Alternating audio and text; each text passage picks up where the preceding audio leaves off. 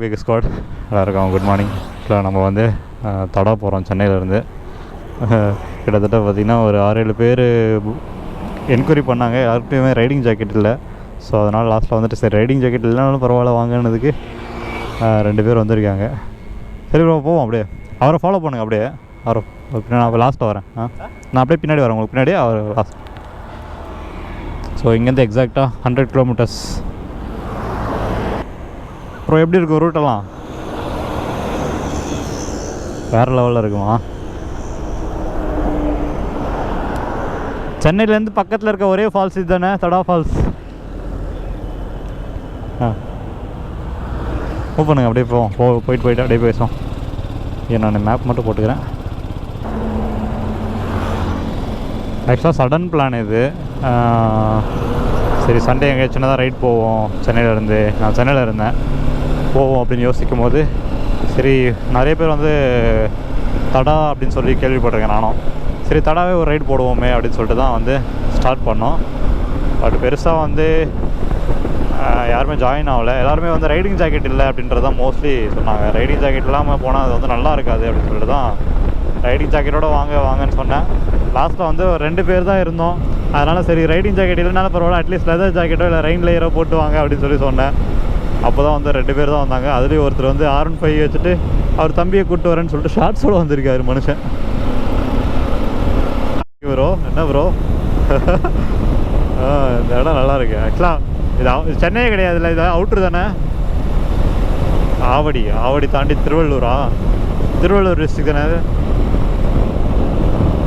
Bro straight ஒரே ரோடா இல்லை ஏதாவது நம்ம சிட்டிக்குள்ளே போகிற மாதிரி இருக்கும்? ஆந்திரா ரோடு திரும்பணுமா? அப்போ இது ஆந்திரா ரோடு கிடையாது. அப்போது எவ்வளோ நேரம் போடுது? Outer ring road. ஓகே, இன்னும் கொஞ்ச நேரத்தில் ஒரு 3 கிலோமீட்டர்ஸில் லெஃப்ட் எடுக்கணுமா? அவுட்டர் ரிங் ரோடு, இப்போ ஆந்திரா ரோடு. நான் இவ்வளோ நேரம் Andhra road outer ring road எல்லாம் ஒன்று நினச்சிட்டு இருந்தேன் ப்ரோ. என்ன ப்ரோ ஹெல்மெட் மாற்றிக்கலாமா? மேட்சிங்க நல்லா இருக்கும். ஆமாம், ஒரு டைம் யூஸ் பண்ணல இது. நான் உங்களுக்கு யூஸ் பண்ணனா எது ப்ரோ? ஆமாம், அந்த ஹெல்மெட்டை வச்சுட்டு நான் என்ன பண்ணுறது? சம்மந்தமே இல்லாமல் ஒரு ஆள் கிஃப்ட் கொடுத்தது ஆக்ஸார் ஹெல்மெட். ஆக்சுவலாக நம்மக்கிட்ட இருக்க ப்ராடக்ட்டு எக்ஸ்ட்ராவாக இருக்குன்னா அது எட்டே கொடுக்கணும் அப்படின்னு சொல்லிட்டு ஒரு மைண்ட் செட் போகுது. வச்சுக்கலாம். இப்போ ஹெல்மெட்டு இது வரைக்கும் நான் என்கிட்ட ஒரு 5 ஹெல்மெட் இருக்குது. 5 ஹெல்மெட்டு. ஸோ அந்த மாதிரி இப்போ சேடல் பேக் இருக்குது. ஸோ அதெல்லாம் நம்ம எக்ஸ்ட்ரா வச்சுட்டு எதுக்கு, அது யாருக்காவது யூஸ் ஆகுமே அப்படின்னு சொல்லிட்டு தான் வந்து கிவ் மாதிரி கொடுக்கலாம் அப்படின்னு பார்த்தேன். அதுலேயும் ஒருத்தன் இந்த ஹெல்மெட்டை வாங்கினா பைத்தியக்காரன். வாங்கிட்டு நான் ரிசீவ் ஆகிடுச்சின்னு கூட சொல்ல ப்ரோ. அவன் கொல்கட்டா போகணும் ப்ரோ. ஒரு நாள் கொல்கத்தா எல்லா பிளேஸும் போகலாம் ப்ரோ. ஃபஸ்ட்டு இன்றைக்கி தடா போகலாம் ப்ரோ. எனக்கு பயமாகவே இருக்குது. இன்றைக்கி வேறு திடீர்னு 10 கிலோமீட்டர் ட்ரெக்கிங்ன்ட்டிங்களா? எனக்கு அதுவே மைண்டுக்குள்ளே காலையில் ஓடிட்டே இருந்துச்சு. ஐயோ நம்ம நடந்து வந்தோன்னா 2 நாள் எழ மாட்டோமே அப்படின்ட்டு. செமையாக இருக்குமா? நல்லா இருந்துச்சுன்னா ஓகே தான். ஆனால் இந்த ரைடிங் ஜாக்கெட்லாம் போட்டுன்னு தூக்கின்னு சுற்றும் போது தான் எவ்வளோ கஷ்டமாக இருக்குன்றது தெரியல.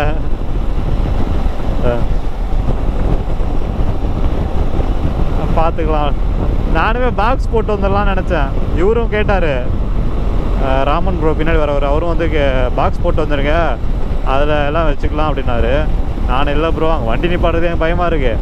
பாக்ஸ் எல்லாம் வச்சுட்டு போனேன், அடிச்சு உடச்சி எடுத்துட்டாங்கன்னா என்ன பண்ணுறது அப்படி. நாங்கள் பார்க்கிங்லாம் எப்படி ப்ரோ? அங்கே ஆள் இருப்பாங்களா இல்லை நார்மலாக ஆள் இருப்பாங்களா? 50 ரூபாவா? ஓகே, பெய்டு பார்க்கிங்னா ஓகே தான். ஏன்னா நார்மலாக விட்டு போனால் எனக்கு கொஞ்சம் பயம். அதுவும் ஃபஸ்ட்டாக தான் இருக்கும்.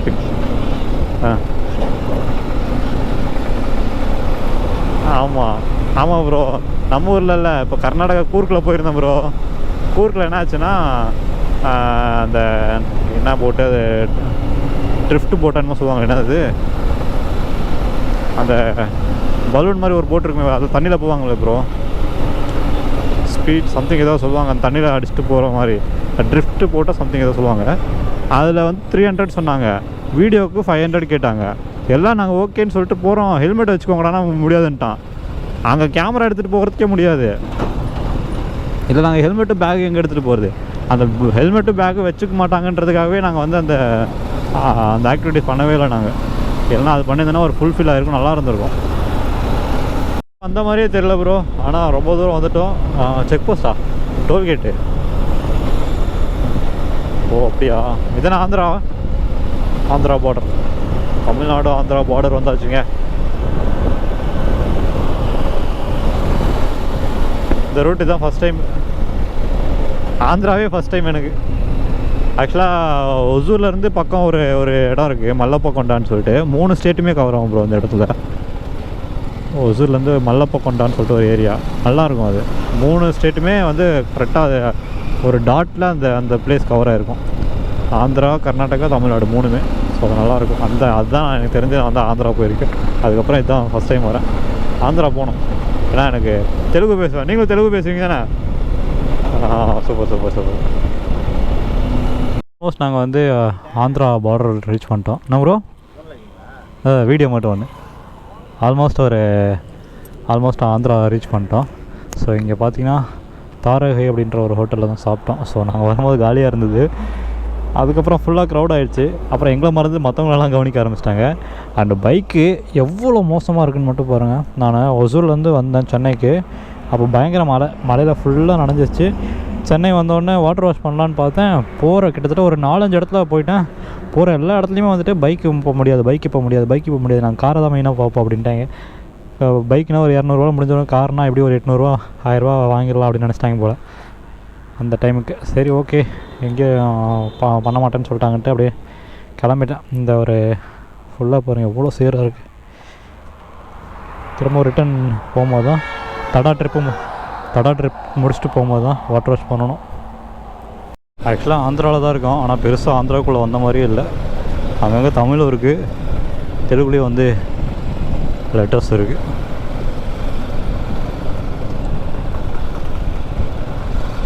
பெருசாக ரைட் பண்ணும்போது நான் vlog பண்ணலான்னு நினைக்கிறேன். ஆல்மோஸ்ட் நாங்கள் ஒரு 80 கிலோமீட்டர்ஸ் கிராஸ் பண்ணி வந்துட்டோம். அதனால் கிளிப்பு வந்து பார்த்திங்கன்னா நான் ஒரு 4-5 டைம் தான் வந்து நான் ரெக்கார்டே போட்டேன். ஏன்னா நம்ம ட்ரெக்கிங் இதில் தடா வந்து ட்ரெக்கிங் மட்டும் அப் அண்ட் டவுனே ஒரு 10 கிலோமீட்டர்ஸ் இருக்கான், நடந்தே போனோம். ஸோ அங்கே போய் வீடியோ எடுத்துக்கலாம் அப்படின்னு சொல்லிட்டு நான் வந்து பேட்டரி சேவ் பண்ணிட்டே இருக்கேன். நான் பெருசாக இன்னொரு பேட்டரி கொண்டு வரல.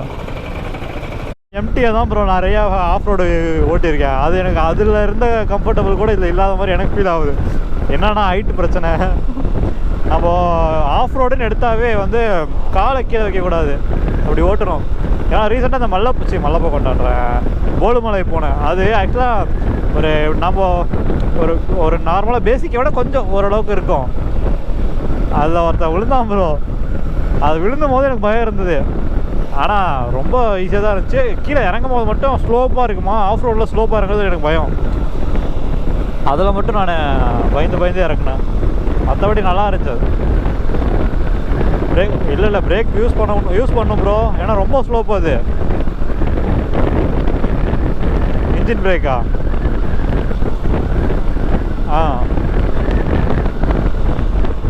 அதெல்லாம் ஃபஸ்ட்டு கியரில் தான் ஓட்டிகிட்டு இருந்தேன். அதில் ஃபஸ்ட்டு கியரு கிளச்சை பிடிச்சி பிரேக் இப்படி தான் போயிட்டு இருந்துச்சு.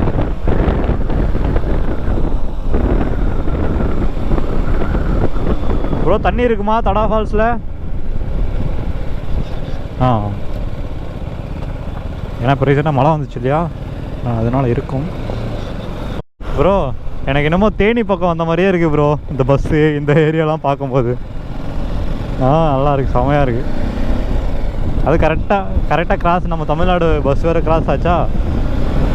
சரி அப்படியே வந்து டக்குன்னு க்ளோஸ் பண்ணிட்டு தேனி பக்கம் வந்துட்டோம் போல் அப்படின்ற மாதிரி இருக்குது. இது ரூட்டு கிடையாது, வேறு ரூட்டில் பார்த்தீங்கன்னா குழியை தோண்டி விட்டாங்க. அதனால் இந்த ரூட் வந்துட்டுருக்கோம். இது எவ்வளோ தூரத்துக்கு போகுதுன்னு தெரில ப்ரோ. எப்படியே 8 கிலோமீட்டர் போனால் செமையாக இருக்கும்ல.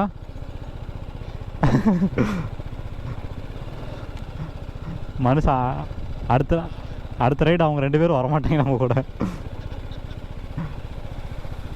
ப்ரோ என்ன ப்ரோ திரும்ப அங்கே போகிறாங்க? இந்த ரூட்டு தான் நம்ம கனெக்ட் பண்ணோம். லெஃப்டா ஸ்ட்ரைட்டா? ஸ்ட்ரைட்டு தானே, லெஃப்ட்லேயும் போகலாமா? ரோடு நல்லா இருக்குது, இந்த ரோட்டில் போயிருக்காங்க. ஐயம்மா போயிடுறேன் மாடு. ஐயோ ஓ என்ன ப்ரோ இன்னும் எத்தனை கிலோமீட்டர் இதே மாதிரி? ப்ரோ இது ஆடு, அதுக்கப்புறம் பெரிய மாடெல்லாம் இருக்குது. இது வச்சு நகுந்துடும். ஹார்ன் அடித்தா ஓடிடும் எல்லாம், அதுக்காக ஹார்ன் அடிக்காமல் இருக்கேன் நான். அடுத்து பாருங்கள் நம்ம தலைவனுங்க, நீ ஹார்ன் அடி இந்த எண்ணெயே போட்டு அடி, நான் நகர மாட்டேன்.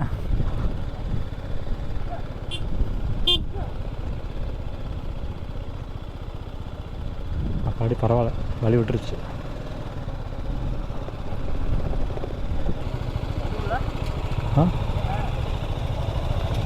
இது வேற ஏதோ பேர் போட்டிருக்கு. எடுத்திருக்கேன்.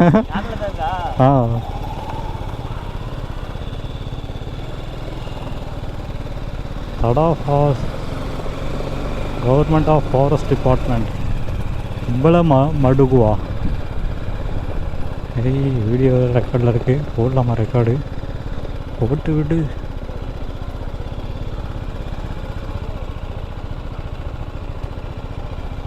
செக்கிங்கா?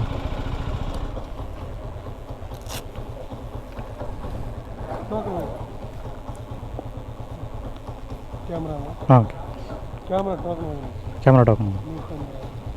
ஐயோ,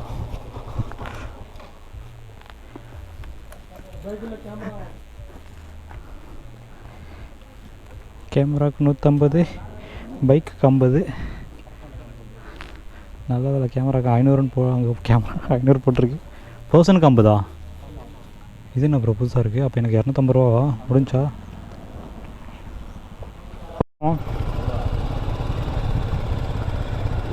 இப்போ பர்சனுக்கு 50 ருபீஸ், பைக்குக்கு 50 ருபீஸ், கேமராவுக்கு 150 ருபீஸ். செக் பண்ணாங்க, அப்போ தான் உள்ள கேமரா இருக்கிறத பார்த்துட்டு கேமராவுக்கு ஒரு சார்ஜஸ் போடுங்க. அப்புறம் சேரும் சகதியமாக இருக்குமா? போகலாம் வாங்க, ஆல்ரெடி என் வண்டி அப்படி தான் இருக்குது.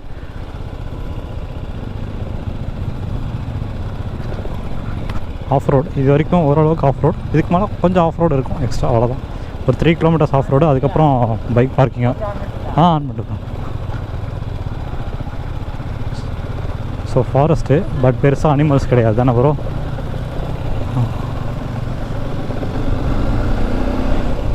போகலாம், ஒரு 180 போகலாம் வாங்க. எப்படி? ஐயோ, திடீர்னு எங்கே குழி வர போகுது.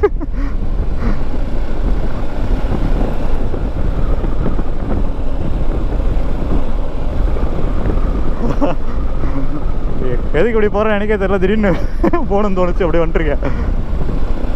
நல்லா தான் இருக்கு. ஒரு லேக் அப்புறம் அது பயங்கரமாக இருக்குது.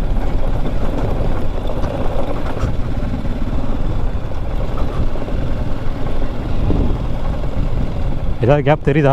அங்கே பாருங்க அப்புறம் டேம் மாதிரி இருக்குது பெருசாக, நல்லா இருக்கு.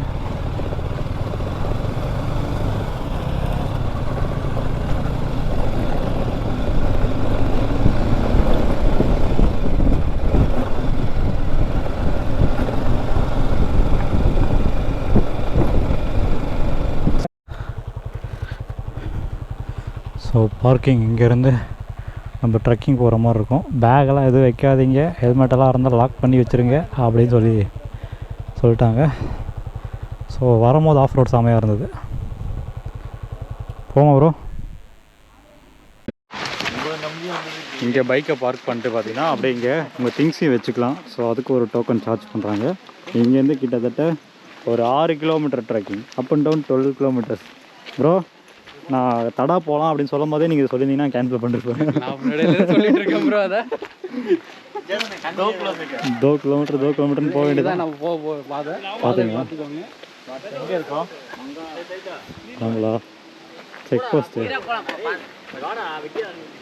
இதுவா? இங்கே இருக்குமா? இல்லையே. எங்கே போய் இருக்கோம்? Top forest office. ஃபாரஸ்ட் ஆஃபீஸில் இருந்து டேம் தாண்டினோம்.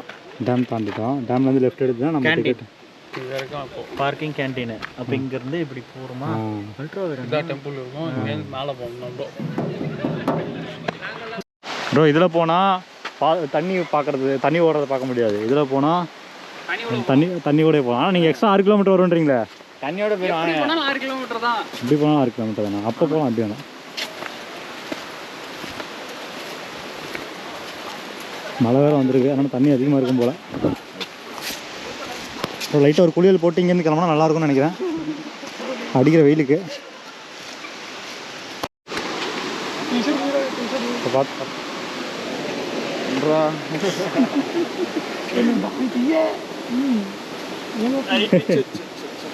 ப்ரோ இங்கே பார்த்தீங்களா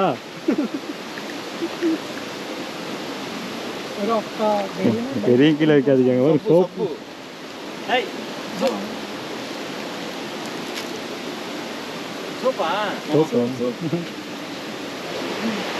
பேகை கீழே வச்சிங்கன்னா பிரச்சனை. நான் வேறு கையில் ஒரு பேகை கொண்டு போயிட்டுருக்கேன். உள்ளே இருக்கிறது என்ன எல்லாத்தையும் பிரித்து மேய்ச்சிட்டு தான் விடும். இன்னும் ஒரு கிலோமீட்டர் கூட வந்திருக்க மாட்டோம். இங்கேயே நாக்கு தள்ளுது. மொத்தமாக 6 கிலோமீட்டர் அப் அண்ட் டவுனோட 12 கிலோமீட்டர்ஸ். இந்த தண்ணி சவுண்டை கேட்டு மட்டும் போகலாம். தண்ணி வேறு லெவல் பியூராக இருக்குது. அதே மாதிரி மேலே போய் குளிக்கணும் அப்படின்ற ஒரு காரணத்துக்காக தான். ஸோ இந்த மலை ஏறணும் தான். ஸோ இதை போயிட்டு வரும்போது தான் ஒரு ஃபுல்ஃபில்லே இருக்குங்க. ஸோ தடா வந்தால் இன்னும் போய் நான் எல்லாம் முடித்த மாதிரி பேசிகிட்டு இருக்கேன் நான். சரி போயிட்டு வந்து பேசுவோம்.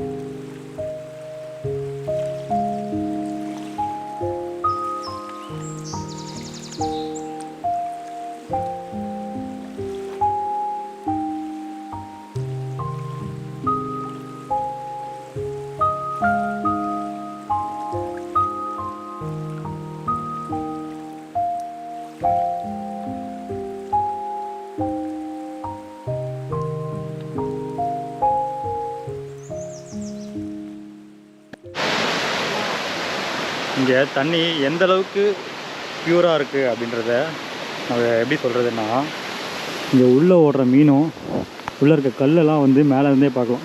அந்த அளவுக்கு செம கிளியராக இருக்குது பாருங்கள். இப்போ லைட்டாக குடிச்சு விடுங்க, லைட்டாக குடிங்க. அப்போ தான் வந்து எவ்வளோ பியூராக இருக்குன்ட்டு சொல்லணும்ல. நல்லா இருக்கா ப்ரோ? அருமையாக இருக்கு. வீட்டில் இருக்க கேன் தண்ணி கூட எவ்வளோ க்ளீனாக இருக்குது. அது இப்படி இருக்காது.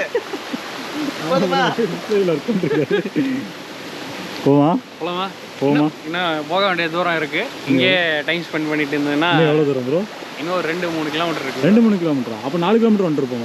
2 கிலோமீட்டர் ப்ரோ. எனக்கு தெரிஞ்சு இன்னும் 2 கிலோமீட்டர் கூட வந்திருக்க மாட்டோம். ஓ 2 கிலோமீட்டர் கூட கிராஸ் பண்ணல. அதுக்குள்ளே 2 இடத்துல குளிச்சாச்சு. இப்போ அப்படியே வந்து இன்னும் ஒரு 4 கிலோமீட்டர் மேலே தான் பயங்கரமான ஃபால்ஸ் இருக்கும். அது வரைக்கும் போவோமா ப்ரோ? தாங்குமா நம்ம பாடியெல்லாம்? நம்ம பாடி தாங்க. ஓகே, கேமராவில் பேட்டரி தாங்குமா? ஐயோ அது உண்மைதான்.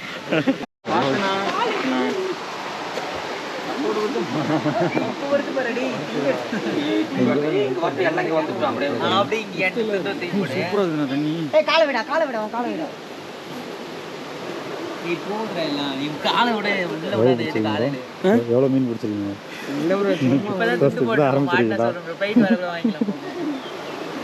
சேல் பண்ண போறீங்களா என்ன? இதுலையா?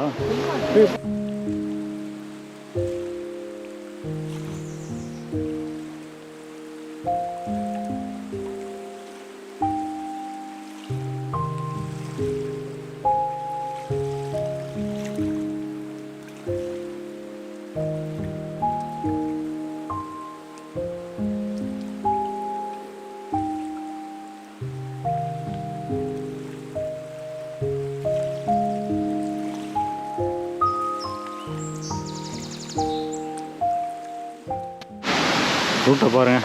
இதெல்லாம் ஏறிட்டு இருக்கோம். கம்பளி பூச்சி வேறு ஒன்று கடிச்சது காலில். பயங்கரமாக எரியுது என் கால் வேறு. ஃபுல்லாக ரெட்டாகிடுச்சு, நல்லா வீங்கிருச்சு.